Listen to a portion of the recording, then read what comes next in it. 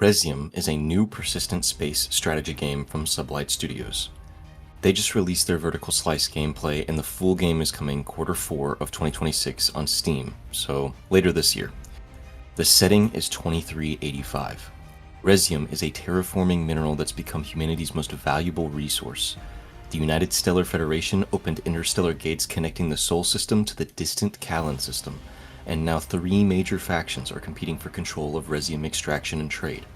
Those 3 factions define the game's structure. Rokor Offworld runs mining operations out of Mars. They're the resource extraction specialists. Saren State controls Jupiter's moons with a heavy military focus, and Zyakov Industrials operates from Neptune's moon Triton, specializing in spacecraft research and gate transport systems. You start as a base commander in the Rokor Offworld mining colony on Mars. The core gameplay loop is resource management, base exploration, off-grid mining, and strategic defense. As you progress, the game opens up into multiplayer corporation alliances, deep space exploration, and eventually, large-scale faction battles across multiple star systems. There are 4 interconnected systems driving everything. You're building and expanding bases through 5 progression levels, constructing infrastructure like command towers, refineries, and spacecraft shipyards. You're mining resources, Firium, crystalline, astrolite, and Rezium itself, and you need to choose your mining location strategically and keep upgrading your extraction facilities to keep up with demand. Trading uses a dynamic pricing system across the USF trade centers. Resource prices fluctuate, so you're constantly adapting, either trading with other factions or trying to control the market yourself by defending critical trade routes. Combat gives you weapon silos for precision strikes and orbital drone attacks. You defend your base, compete for territory in both PvE and multiplayer, and eventually expand into full fleet formations to reinforce your holdings and your alliances.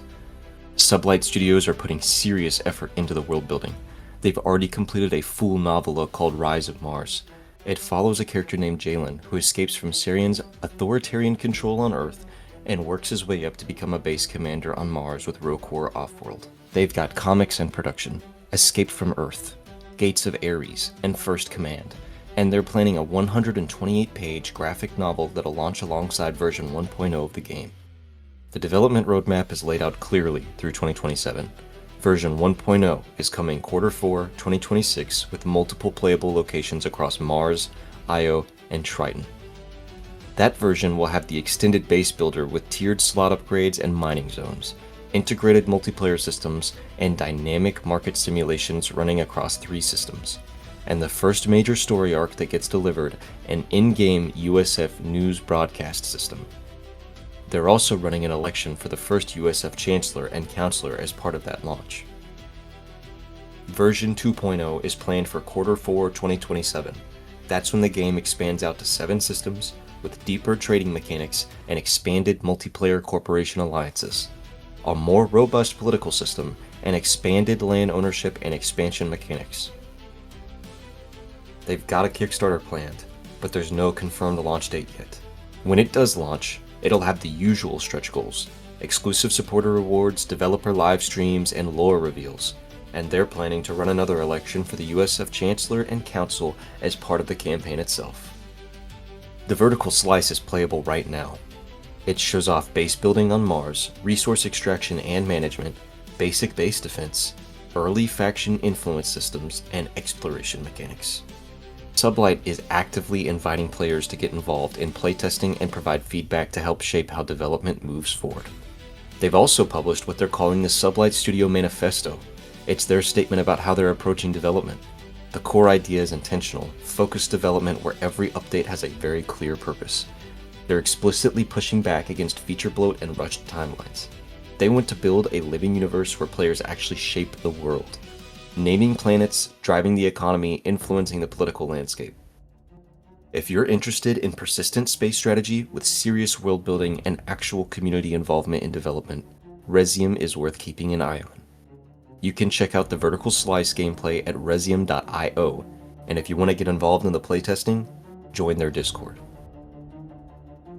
Menace is out in early access from Overhype Studios.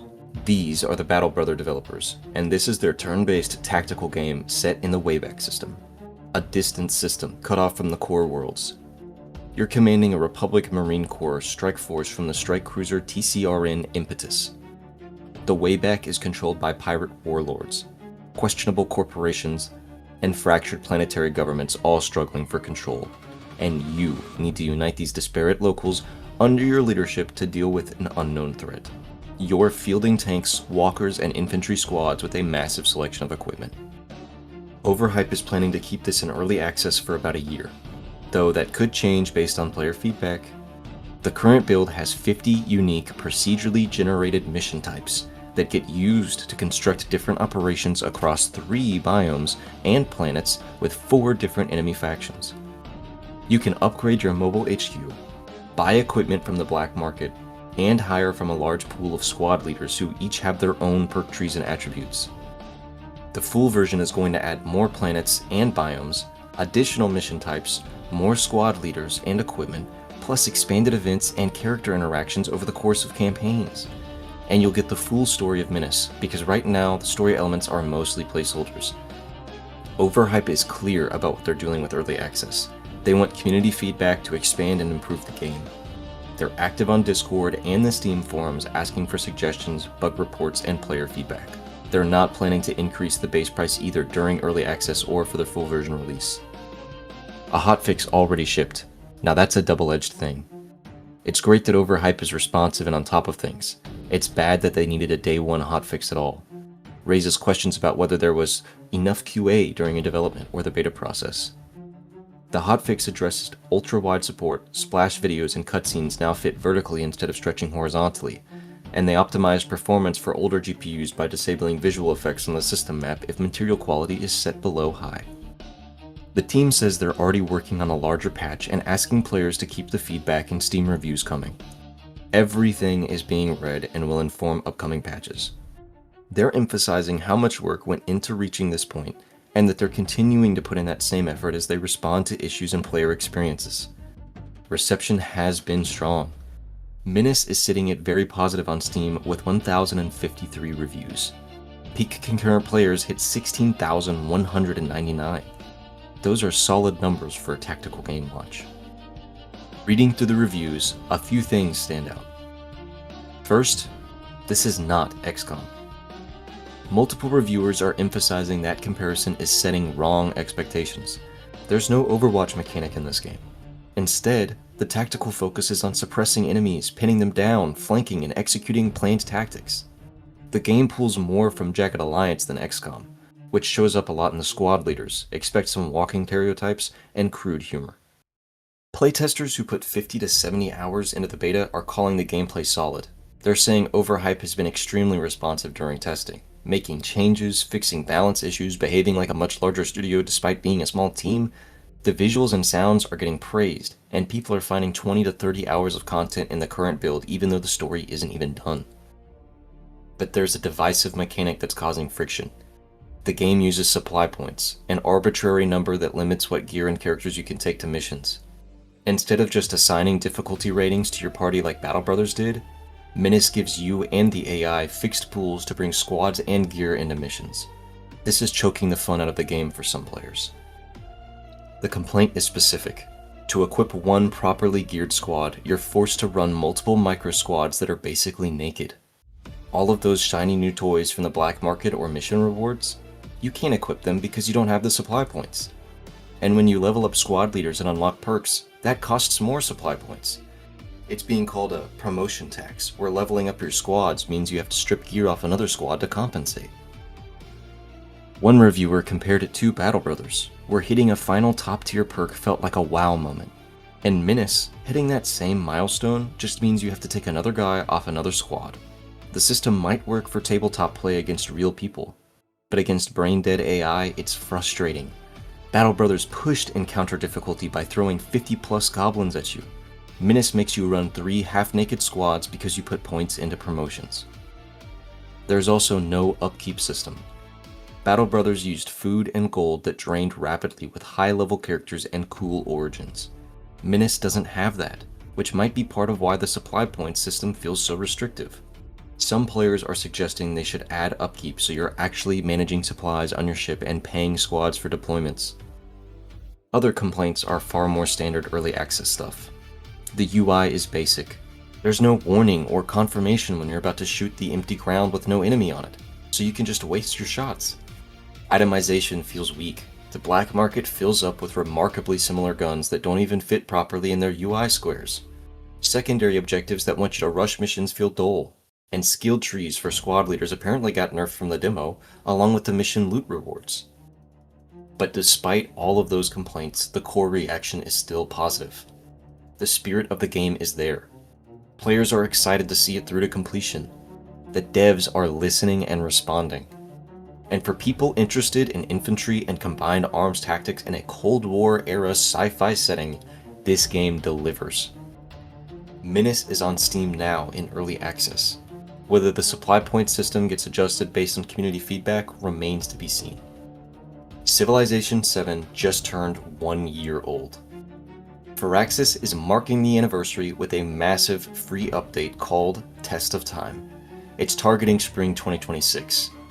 This is expansion level scope. 3 major system overhauls that fundamentally change how the game plays. Update 1.3.2 is dropping first. They're adding nested tooltips throughout production menus and the tech and civics trees. It's easier to find information when you're building your empire. The balance pass continues with a French Empire rework, a CIV buff, Mughal Empire rebalancing, and a Shawnee fix. They're updating 3 systems. AI diplomacy biases are getting adjusted so AI behavior actually matches each leader's intended personality. Coastal raids now work more like naval pillaging. And there's a new appeal lens that shows you exactly how appealing any tile is, with the differentiation between charming and breathtaking. For the anniversary, Gilgamesh is coming back as a free leader for everyone. You also get a free anniversary profile badge, banner, and title. Just download the update. Now back to the big one, Test of Time. Firaxis wrapped their first round of community playtesting through the Firaxis Feature Workshop, and now they're talking about what's coming. In major news, you can now play as one civilization continuously throughout all ages.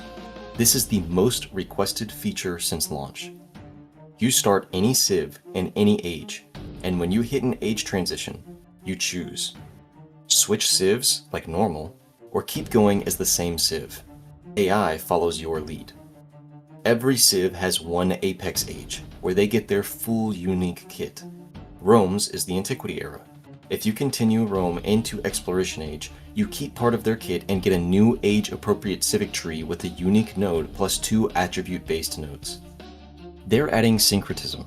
You study a mastery, then you can adopt unique units or infrastructure from another civ that's currently in their apex age. Rome in Exploration can grab Spanish Tercio for infantry flanking, or Norman Mott and Bailey for culture and defensive fortifications. Only once per age. Victory comes through multiple activities instead of a checklist. Cultural victory combines wonders, great works, natural wonders, and celebrations. Economic victories measures resources, gold buildings, factories, treasure convoy cargoes, and military victory is controlling and conquering settlements. Science victories are still the space race. Legacy paths are gone.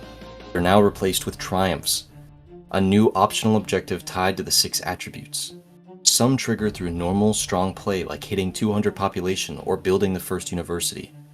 Others need specific choices like being at war with everyone or claiming the most natural wonders. Triumphs give you either an instant bonus or a card for the next age. The Test of Time update is targeting spring 2026. Timing and scope could change based on community playtesting. That's the Civ 7 anniversary news. Big free update coming in spring. And now for the headlines. John Van Caneghem is back. He just signed on as a creative advisor for Heroes of Might and Magic Olden Era.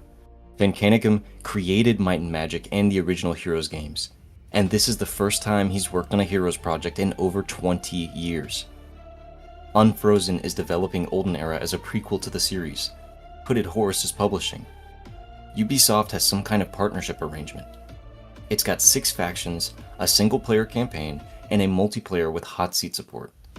There are random maps and a map editor. It's targeting 2026 on PC via Steam. Having Van Caneghem as advisor means the person who defined what Heroes feels like when it's at its best is going to be checking faction identity, town progression, spell balance, and how the strategic layer snowballs. That's good news for this series. Amplitude just updated the Endless Legend 2 roadmap through March 2026. The game has been in early access since September 22nd, 2025. The Steady Tides patch is coming next with a Militia rework and balancing pass. Most of it's already available in the public test branch. Victory objectives are getting restructured. They're grouped into paths now, where you complete all objectives in your chosen path. The Science objective moved to the Impress path. The Minor faction condition is gone, and each path has 2 mandatory objectives. Early game tech and district timing got rebalanced. Laboratories, forums, and keep districts are moving to Era 2, though some factions keep their signature districts early. The March update has 2 features coming. Custom factions will let you build your own major faction by mixing traits across existing factions within certain limits. Endless Monsoon is a late-game escalation where a different monsoon kicks in during the final turns and makes Sayada more dangerous. Beyond March, they're working on anomaly districts that'll let you upgrade anomalies like in Endless Legend 1 while keeping the 3D presentation. The order's subject to change based on community feedback. Endless Legend 2 is on Steam and early access. Sanctuary Shattered Sun ran 2 multiplayer showcase sessions at the end of January. The dev team played live on Discord while answering community questions. These were for Patreon supporters, but both sessions got recorded and released publicly afterward. The sessions showed the pre-alpha multiplayer build working across continents with devs playing from Australia, the US, and Europe. They've also revealed the EDA Tier 4 unit for the first time publicly. The team answered technical questions about connection handling, lag thresholds, anti-cheat measures, balance update frequency, and competitive scene features. If you missed the live sessions, the recordings are available now on the Sanctuary Shattered Sun YouTube channel.